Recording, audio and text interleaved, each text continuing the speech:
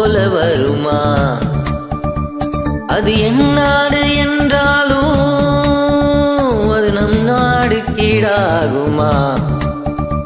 பல தேசம் முழுதும் பேசும் மொழிகள் தமிழ் போல் இனித்திடுமா?